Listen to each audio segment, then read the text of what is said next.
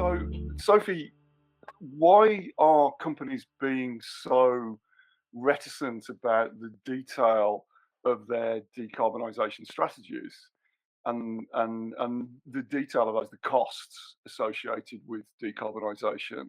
I think we do detect here that companies are not providing as much information, certainly as we as analysts would appreciate. What's your take on it?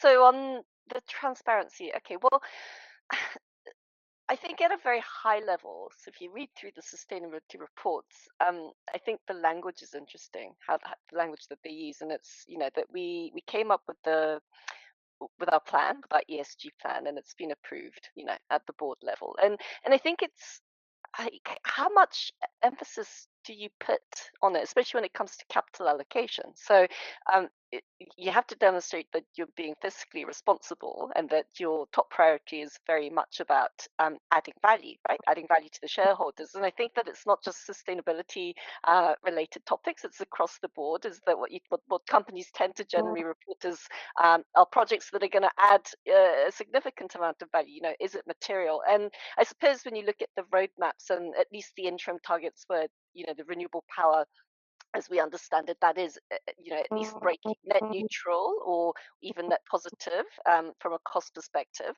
And those, I think there tends to be more disclosure on it, and I suppose you could say that it's because it's material. But then on the other hand, like mine fleet electrification, that's still at pilot stage, if Yeah. for open pit. And so I guess it's the difference between do you how much noise do you make about a capex for a scoping stage project versus something that's feasible?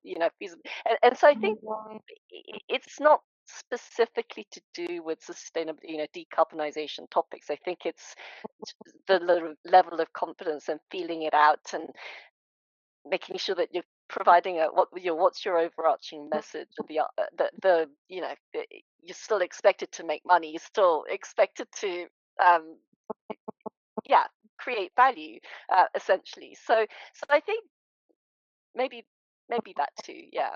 But as we've experienced in some of our conversations, the level of skepticism of is this here to stay, and so um, I think there's a little bit of let's wait to see how the market evolves on this as well. Yeah, I think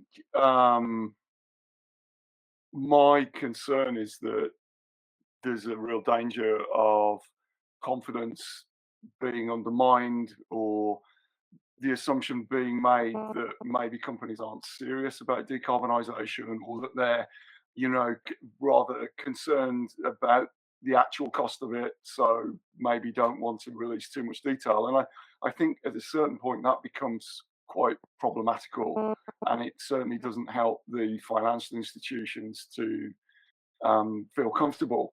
Mm, So I think part of our role in the market, if you like, is to keep raising this as an issue and to keep pressing for more detail where companies are able to provide it because, sunlight's the best disinfectant, as they say. So mm. that would be my take on it.